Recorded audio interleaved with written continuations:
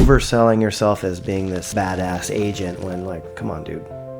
You know you're not. Told myself, and I tell others, there's always a paycheck at the end. Just like in fishing, patience, you have to keep throwing a bait out there. Once that first one bites, it's funny. It seems to like happen bam, bam, bam. What a lot of these young people do is branding yourself and making yourself seem appealing. But you can go too far. I'm doing deals and this, and people are just like, whoa, man, that's kind of douchey. Do you remember the first time, Scott, where you finally got a big deal that you haven't seen in a while? Did those numbers ever make you nervous? Human nature says, oh, well, the commission on this one's going to be a little bit bigger than I'm used to. You have to stick to your guns. It's what got you there in the first place. He says, what's this escrow fee? Wrote the contract. We wrote in there that each would pay their own halves. And he said, I didn't agree to that. Well, you signed it. Yeah, but you didn't tell me. I wanted her to pay my closing costs. So what do you do at that point? Well, I ended up... The Segundo Gurus is awesome.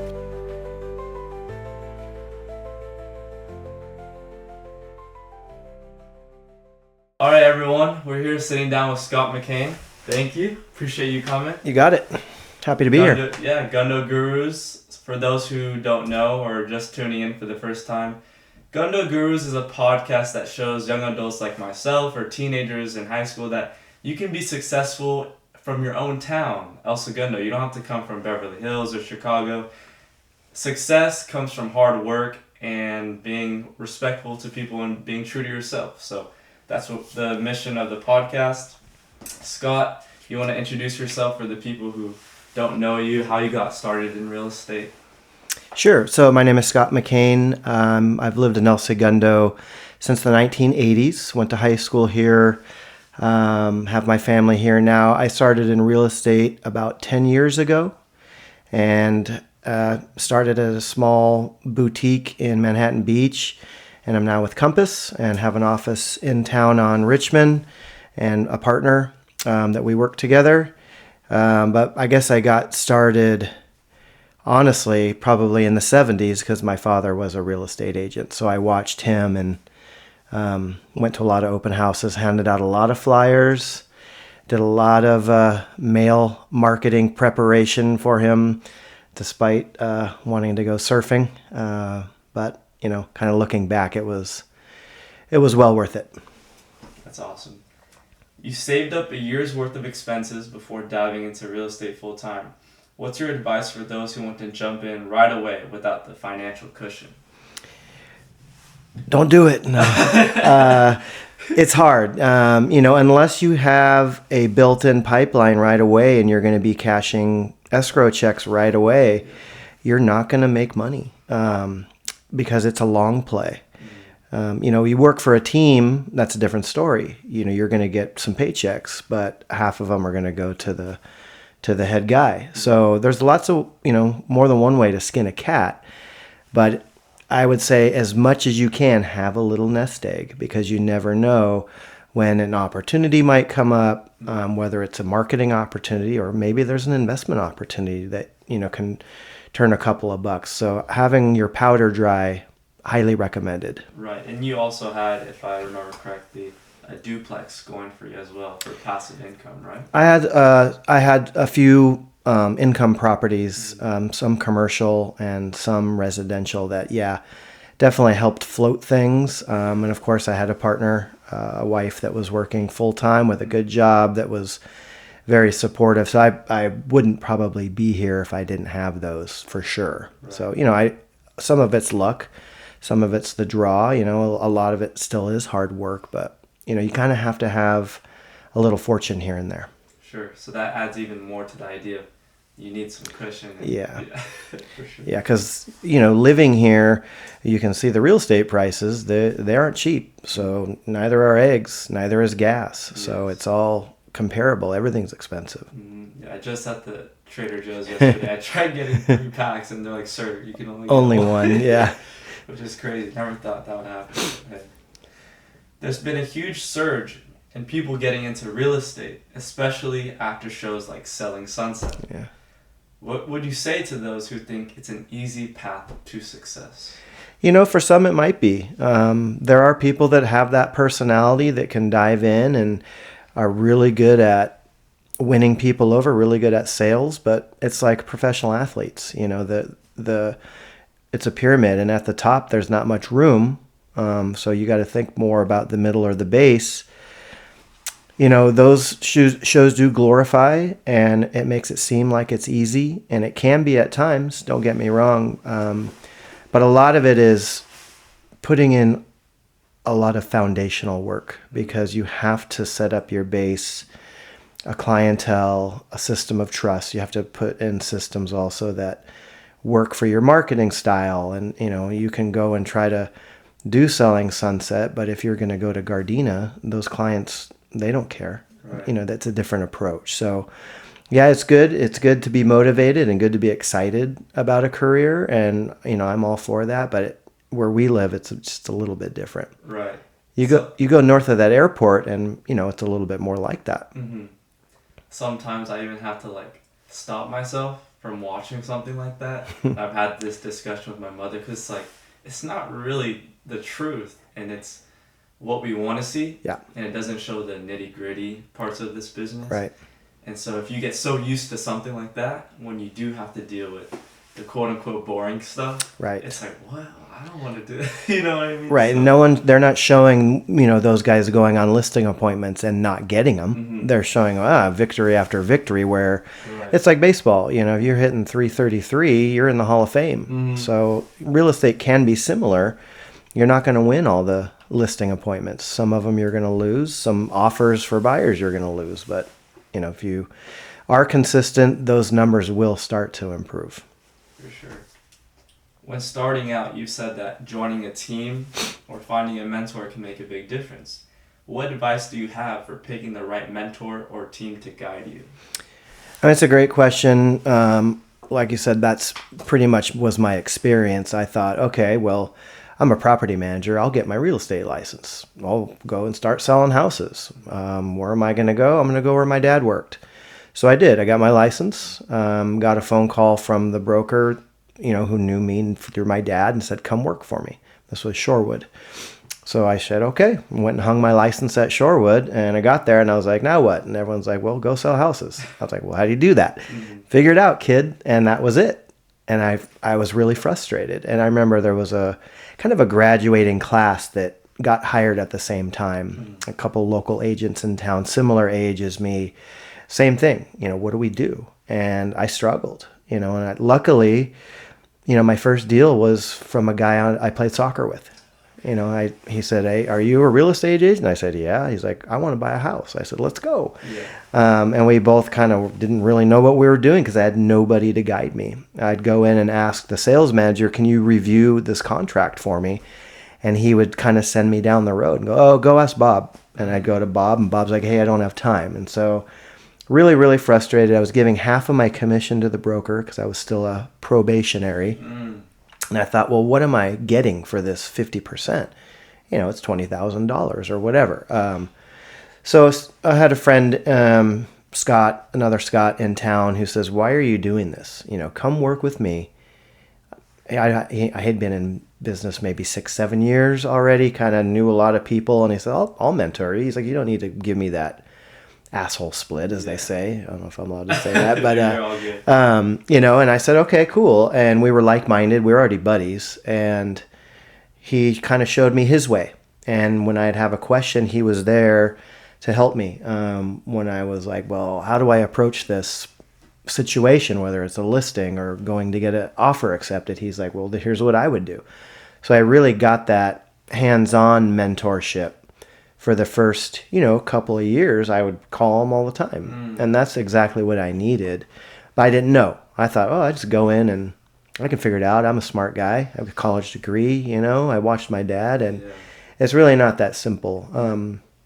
Because the process is complex, and the documents, the offer document is 12 pages in itself, with a lot of, legalese in it. And so having someone guide you through that at first is a great option. And, like I said, as a team, you're going to have that insulation, that support, people that already have been in the business that want you to succeed, because if you make money, they're making money. Mm-hmm. You sell a house, their team is selling a house, and the numbers look good, and so on and so forth.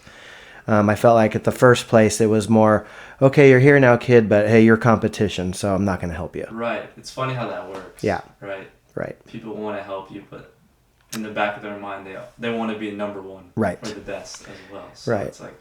And my partner, technically we were competitors. We're a team.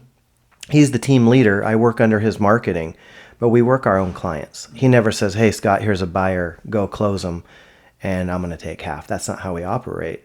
So technically we could be vying for the same listings. It hasn't really happened. We have done some deals together, so we have a sign that has both of our names on it, and that's cool. But eventually I know that, it may happen. I'm sure we've written offers on similar properties with different buyers. Whether we won or lost, I can't remember, because of the number. But so having that mentor, it's a little bit of push too, because you're competing, and my team leader he does a lot more volume than I do. His business model is scaled differently than mine, and that's cool. We still support each other. You've emphasized the importance of building your sphere, your personal and professional network. Can you talk about how every connection matters in this business and why no interaction should be overlooked? For sure. Especially for my business model is referral, 95% referral based. And the way that I kind of figured things out is I had a lot of email addresses. I had a lot of phone numbers of friends, family, people I played soccer with, my previous industries that I worked in. And I thought, well, I have a pretty good database here, of people that might want to work with me at some point. So where are you going to start? Are you going to start by buying data of people that you don't know? It's like, no, reach out to people who have worked with you or played soccer with you and they trust you, and say, hey, I'm in this business. If you ever need anything, I'm here to help. You know me. We've done this or this together, and I can be trusted. And so, like the guy on my soccer team, he bought a duplex in Long Beach. My very close friend who lives in town was just kind of out of the blue said, hey, we found a house. My wife found it. We want to write an offer. So kind of didn't know they were looking, but I'm glad that he called me because he knew that I was in the business. So I ended up selling him a home, and through him I ended up selling his cousin a house, and then through his cousin this friend. So this whole group in the Wiseburn area of Hawthorne that came from that one contact. And so I call him my biggest referral. And there's another guy that works at Chevron that is in competition with him to see how many referrals they can get. And they're neck and neck. And it really, if you do a good job and you take care of people, and the people that are referring you get to look good too, it's going to keep coming. And that's, for me, rather than buying leads on Zillow or cold calling, for me, that organic approach was huge. And it started with that small inner circle, friends and family. I wrote a little letter to everybody, and then, kind of expanded on that to maybe guys I played soccer with, or, I was a former teacher, so former colleagues.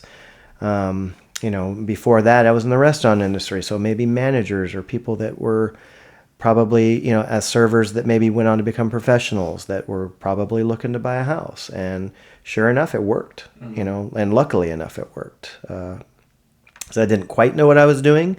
I had a good feeling. Like I said, I consider myself to be a decently smart guy. But at the end of the day, if nobody trusts you, right, and let's say they've got somebody else that they want to work with, you're out of luck. So, that inner sphere, start with that sphere and work your way out in concentric circles. And before you know it, that sphere will be huge, and it'll be providing you with referral after referral if you do a good job. A lot of people think, I just need to get lucky one time for someone to take a chance on me. Right. But the work actually starts with today. Right. And how you're holding yourself and carrying yourself around town, because your Yes. reputation will serve you going forward, right? Right. So you're already in the works of a deal coming your way. Sure. Your perception around town, if you're stumbling out of the tavern at 2 a.m, and someone's walking by, I don't know whether they'd be walking by at 2 a.m, but you know what I'm saying? Like, if you call them and say, hey, I want to handle your multi-million-dollar transaction that may be the biggest important one of your life, what are they going to think? in sports, or if you're a little league coach and you're swearing at the umpires and stuff, that shows, that displays your character, and people are going to take that into consideration. So yeah, you're 100% spot on. You can't be phony, but you have to know that you have to operate within these social parameters that are acceptable. Mm-hmm. Many agents struggle with handling rejection, whether it's a lost listing or a deal falling through. How do you deal with setbacks and keep pushing forward, Scott? Well, like it stings, especially when it's someone that you kind of had been working with before. For example, I lost a listing is late last year or early this year. Mm-hmm. A close friend, that I'd known for years. His father passed away some time ago, and at that time he says, "When we go to sell the house, we're going to call you." Mm-hmm. And it was a buddy. We watched sports together and stuff like that. So stayed in touch. It's not like a distant buddy. It's a guy in town. Mm-hmm. And eventually I got a call one day and said, "Hey, we need to liquidate this. My mom's ready to downsize, and we'd like you to interview." Mm-hmm. Just FYI, my brother is going to interview somebody too. Okay. So I went into the interview, and when I was there, the brother and the mom were there, but my buddy wasn't. And he, for whatever reason, he wasn't able to make the listing meeting, which I felt like, geez, that was kind of my in right there. And long story short, the other guy got it. And, all those years, and it's not why I was friends with him, but knowing that I was going to be that person to help their family when their family needed it, hurt. Because, the other guy that got the listing, he was a great agent. No complaints there, but I don't think that there was as strong of the familial connection. And when I asked, like, what can I have done better, the mom said, really, there was no difference. We just went with this guy. And I said, well, at least tell me I sucked, or he lowered his commission, or he's more handsome, but I just never got that. And so those are hard to swallow. But if you let it get you down, people are going to smell it on you. You smell like a loser if you lose, or if you dwell on it. So it's just about, I called him when the house went into escrow, and I said, congratulations. I knew the number that they got because of the other agents involved. And I said, hey, good luck to you guys. And no hard feelings. I know that it was a tough familial thing, and I'm just glad you called me. And, that's kind of what you got to do. And that goes back to just the last question we talked about, character. The fact that you called them and congratulated them on that is huge. Yeah, I was happy for them because they got a good number. There was some financial trouble. That's why they're selling, and they got a good number, and it was going to make them, secure again. And to me, that's important. I do feed my family by doing this, but I've always told myself, and I tell others, that there's always a paycheck at the end.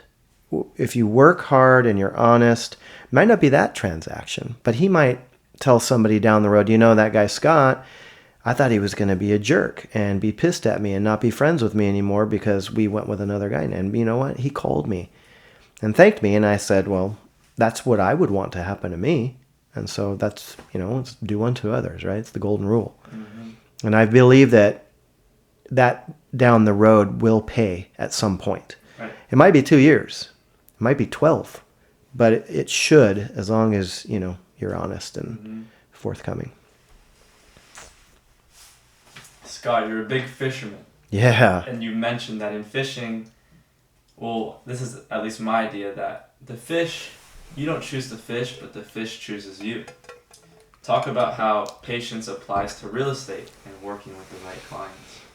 Yeah, I mean, when we say they don't call it catching, they call it fishing. The act of fishing alone is joyful, maybe not as much in real estate, because when you're not in escrow, you're unemployed. Mm-hmm. That's what I've always told myself as well. But it is a patient approach. If you rush things, just like in fishing, if you try to set the hook too early, or you're too salesy, or you are too cocky, people are going to walk away from you. The fish is not going to, bite your lure. Because at the end of the day, it is sales. You need to sell yourself as someone who's going to help them. Mm-hmm. It's not selling them, hey, I'm going to get this for you, wham, bam, this is the new model. That's a car salesman. Home sales are a little different. It's a little more emotion involved and a little more strategy.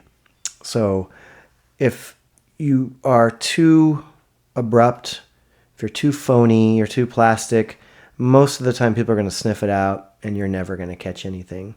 So just like in fishing, patience, you have to keep throwing a bait out there. Just keep consistent, stick with your plan, be true to yourself, keep it out there, a bait in the water, and eventually, it's going to stick. And then once that first one bites, it's funny.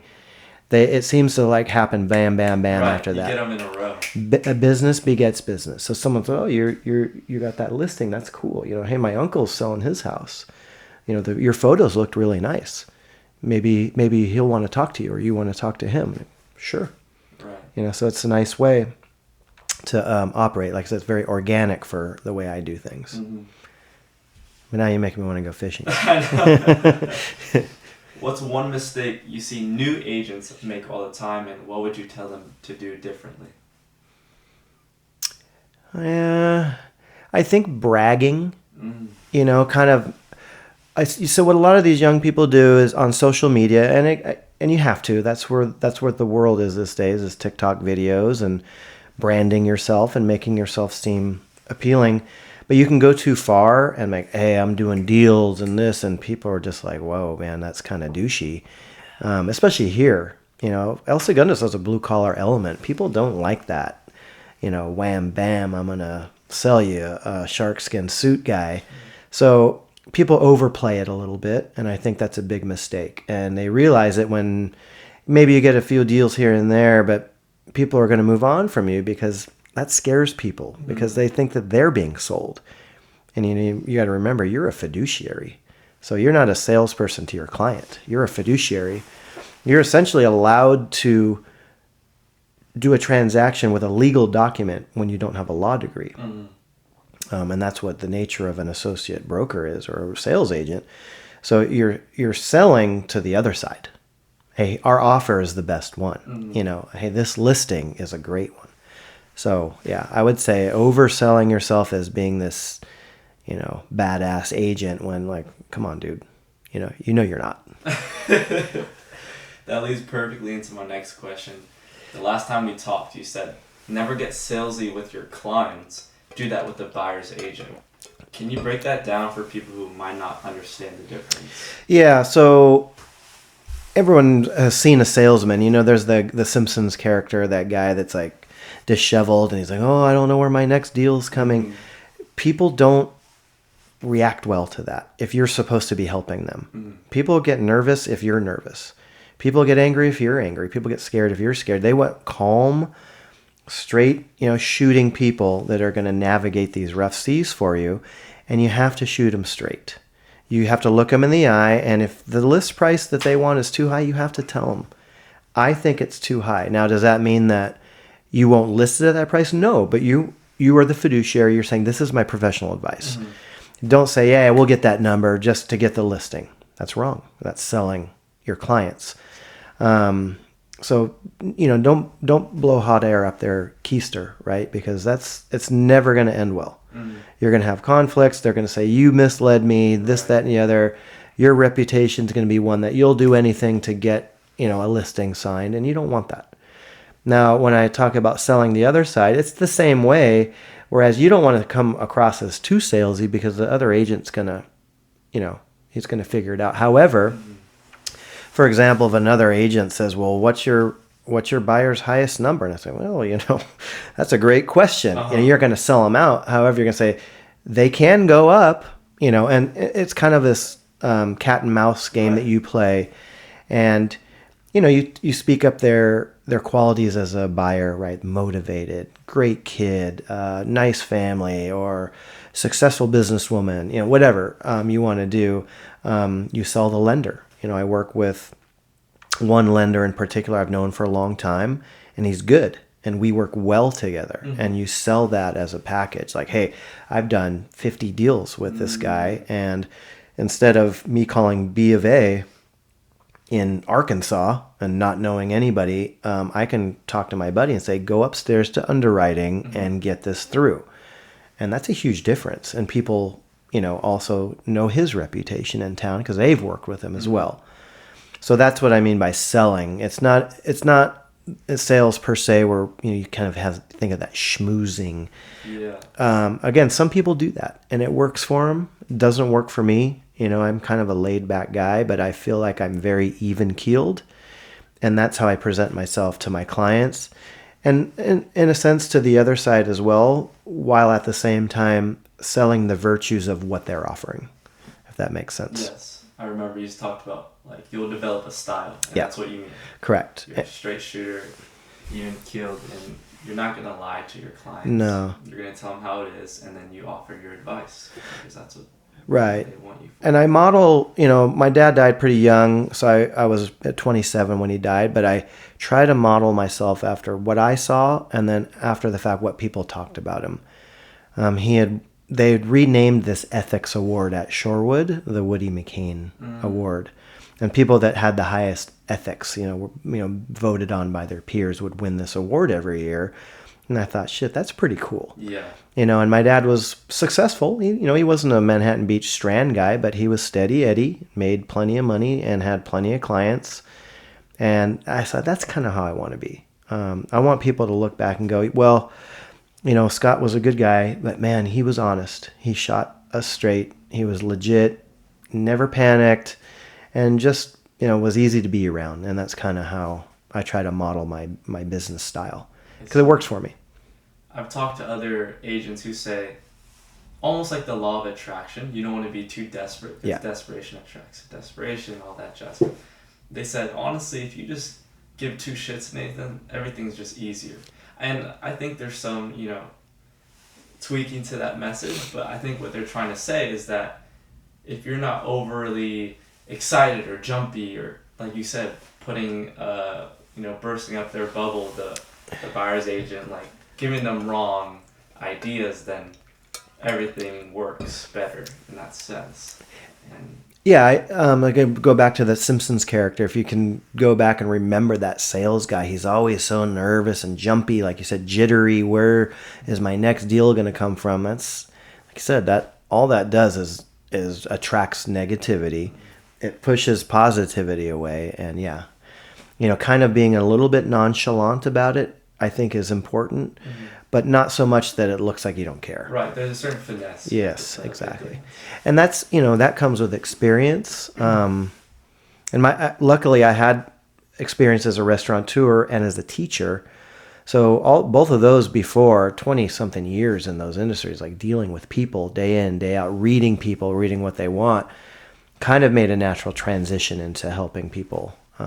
Although it's a little more stressful because of the numbers involved, the amount of money, in Southern California, millions of dollars for these properties. Right. So I actually find that really interesting. Can you talk about how you have a long history of dealing with people and you can read people?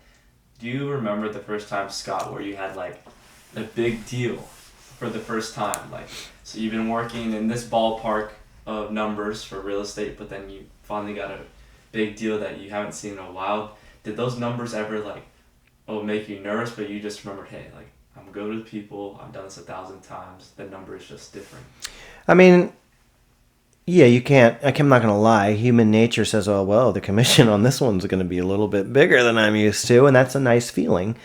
But at the end of the day, you have to stick to your guns, because it's what got you there in the first place, is the way that you're dealing with people. And that's what the client wants out of you. So you can't change. The higher net worth clients sometimes have more demands, but honestly, sometimes the $300,000 condo people are more demanding. So, every situation calls for a very specific approach tailored to that client, with your philosophy running through the middle. So again, some of my higher net worth clients are the easiest to work with because they've traded homes before, and they're like, Scott, I hired you to do this. Call me when it's done. Right? And it's a very hands-off approach. They know, they put their complete trust in you, which is great. Maybe earlier in your career, not so great because you're nervous, but as you, grow more confident and, we have, the number of transactions under your belt, you're like, sweet, this is going to be great because they trust you. It's a good feeling and you want to perform for them. Whereas people that maybe don't do it as much, they get kind of nervous and they get a little demanding. Sometimes they scream at you. I've had that before. I've had a client call me on the phone and literally swear, berate, and cuss at me. And there was nothing really wrong. She just needed to vent. And it's funny because when it was all done, again, one of my biggest client referrals, and they are social friends, her and her husband and kids. But man, and that was, in the grand scheme of things, a much smaller transaction than others that I've had. So yeah, at times it's different, but maybe not in the ways that you think. Sometimes the higher number, the larger transactions are easier. That's very interesting. Yeah. You talk about, some deals may make you nervous, but think about how you got there. But I remember you saying how when that family friend that you thought for 2 years you were going to get that deal, and they gave it to the other guy, and you said, why? Like, tell me why. I think that's very cool about you, Scott, because you want to learn how to get better. You always want to know how to improve. Have you ever looked back on certain deals that, whether they fell through or you felt like you could have done a better job, that you kind of wrote down notes on or thought, maybe I can improve on this or that? I mean, yes and no. So knock on wood, I've never lost a listing. I have lost escrows, escrows canceling, but I would say that it's in the single digits, which is a good track record. It's because I'm thorough, maybe a little lucky too. I guess there were times when, I'll give an example. Another referral, it was a buddy of mine, his uncle was selling and moving out, and kind of a older, crotchety, kind of cantankerous, guy, kind of old school. Well, he was adamant about as is, and we're not giving credits. And it's like, okay, every old guy says that when they're selling their house. And I have to tell them, like, you say that, but as is in its present condition, if they go under and there's a crack, that's different. So we had gone through the transaction, put standard contingencies in, allocation of costs is who pays for what, escrow, you pay half, she pays half, title insurance, this, that, and the other. Well, we got to the end, and you get what's called a seller's net sheet. It's an accounting that shows who paid for what and then what your net proceeds are. And he looked at it, and he says, what's this escrow fee? And I said, well, when we wrote the contract, we wrote in there that each would pay their own halves, which is customary. And he said, I didn't agree to that. And I said, well, you signed it. And he's like, yeah, but you didn't tell me. I said, I wanted her to pay my closing costs. And so what do you do at that point? Well, I ended up writing a check. And the reason being is because I didn't go over the contract with him enough. I assumed that he read through it. I assumed he understood. However, in my haste maybe to get the transaction done, or maybe there was multiple offers and it was, kind of haywire, I screwed up, because this particular client is the only one that's ever happened. Thought that she was paying his closing costs, and she didn't. So guess who had to? And that was me. And so that cost me money. At the end of the day, he was very happy and effusive in his praise that I did a good job. But just that one point, looking back, I would have maybe gone back and said, so, Bob, any questions with the contract? Did you see, these 3 pages are pretty important. Let's talk about who pays what, this, that, and the other, and, made sure that he understood. And, that's, looking back, of course I would have done that, but kind of sped through it and kind of half-assed it and learned my $3,000 lesson, so it's costly. It never hurts to be too thorough or detailed. No, especially in this business. And it's hard when you're busy, right? And you've got family obligations, you've got social obligations, you've got multiple offers, multiple escrows. That's when the job becomes stressful, because if you don't do a good job, if you're not thorough, it can come back to haunt you, because it is a legal contract, and there are repercussions for breach of contract, for being neglectful in your fiduciary duties, and you can be punished. You can be fined. You can, you could lose your license, and that's how you feed your family. Then now what, right? So Yeah, lessons like that. I'm sure there are others. Maybe, going on listing appointments, as I said, maybe a little too casual. Hard for me to change my style, but reading that client more who was maybe expecting, maybe not wearing a tie because we don't really do that, but maybe tucking my shirt in, because we're kind of South Bay. We wear Vans and jeans, and we do wear collars. I'm not wearing a hoodie to a listing appointment, but maybe more dressed like yourself. It's a little sharper. But at the end of the day, I think that overall, I've had very few instances, but the few that I've had were educational. Right, and it's all a learning process. Correct. I mean, a learning process with big kind of what's the word? Consequences, Yeah. right?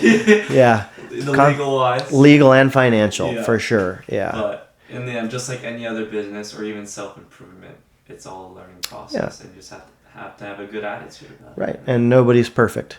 Absolutely everybody makes mistakes, and don't let anybody tell you that they don't. It's just how you mitigate them and minimize them is what's important.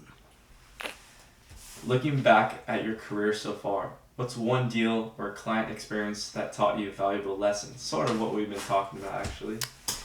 I don't know what's next.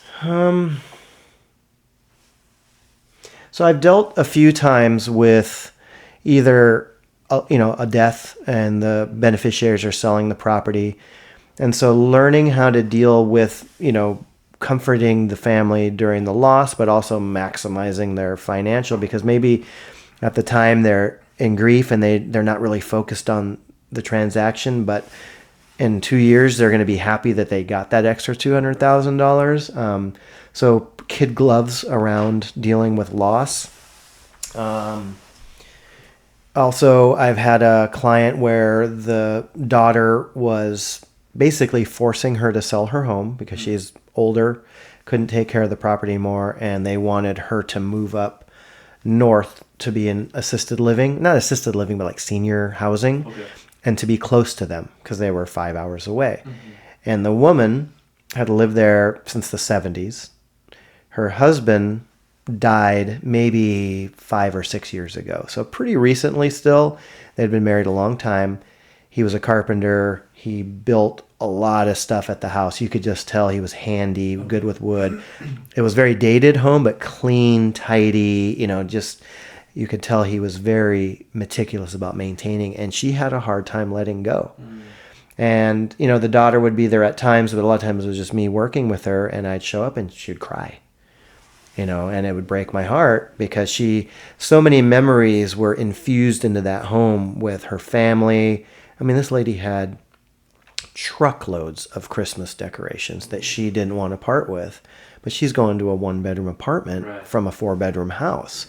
So, you could have really screwed that one up by saying, look, lady, suck it up. Like, I got to get this deal done. Let's get this shit out of here. Come on, let's go.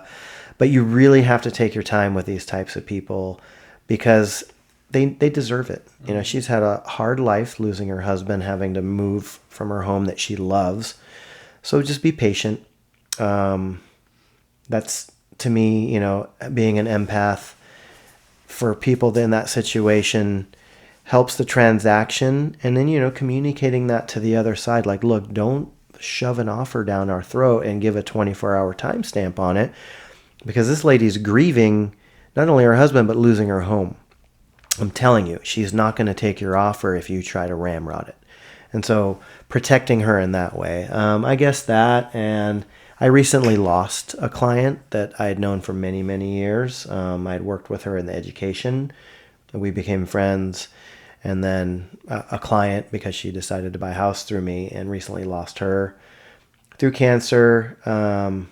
And I used to deliver her my tuna when I would catch tuna because she loved poke. And this literally happened like a couple weeks ago. And I guess learning the lesson of not keeping in touch with your clients as regularly. Because as you sell more houses, you go from 2,500, 200. I mean, it's really hard to keep contact through all of them. But that's part of your job. It's to drop in, say hi, just a text at times. But if you're in the neighborhood, pop by, give them, like I said, I love to deliver bluefin tuna because I would have 1,000 pounds of it by the end of the summer, and I can't eat all that. But what a great way to, give a reason to just pop by and say hi, see how they're doing. How's the house going? Oh, your roof is leaking? Well, shoot, let's call my roofer. Let's see what we can do. And so regretfully, I would call and check in on her because I knew she was sick.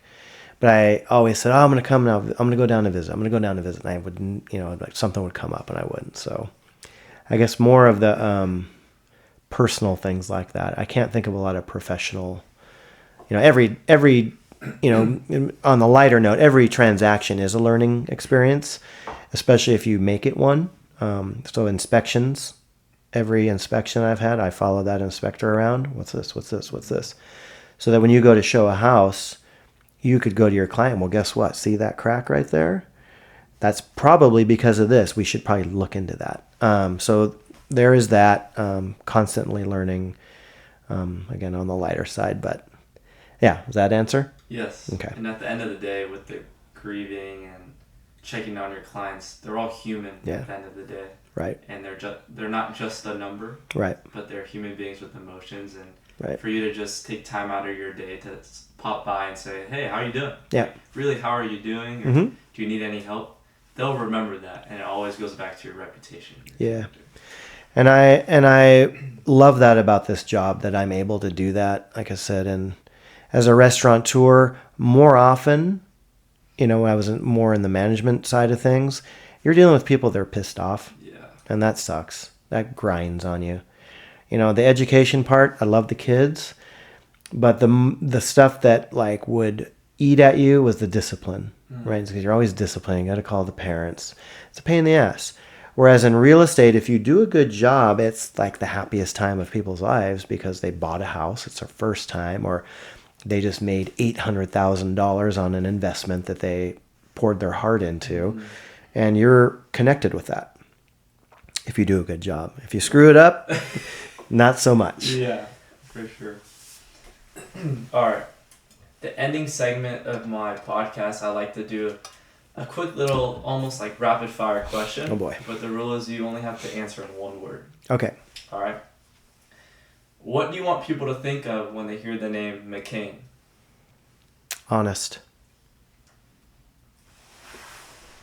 What motivates you in the morning to get out of bed? Family.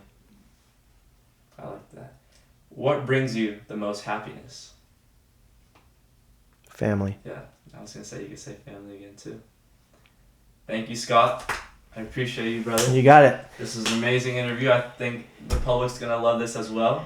And hopefully I can join you on your podcast. Yes. And I'll, you will have a podcast very soon, if I'm not, if you want to touch on it. As soon as I can learn to operate this equipment that you young bucks seem to be so good at, I'm kind of a borderline Luddite. So, no, I have a similar thing where I was, the title of my podcast is the Mayberry Minute, and it was going to be not specifically real estate, but just anything in town that, somebody that's interesting, maybe, the slice and pint guy or somebody that has been around and it just has a story to tell. Maybe about Elsingham, maybe about the larger world in general. So kind of honing it down, but I like what you've done here, and it's an inspiration. Thank you. And so I do look forward to having you Appreciate it. on mine as well. But the Gundo Gurus is awesome. So right. It's all about stories. Yeah, and exactly. passing them down through generations. And with the technology we have, it's like, why not utilize it and take advantage? So. Yep, it's called lore. Passing that information down to future generations. It's important. It is. All right. Thank you. All right, bud. I appreciate it. Yep.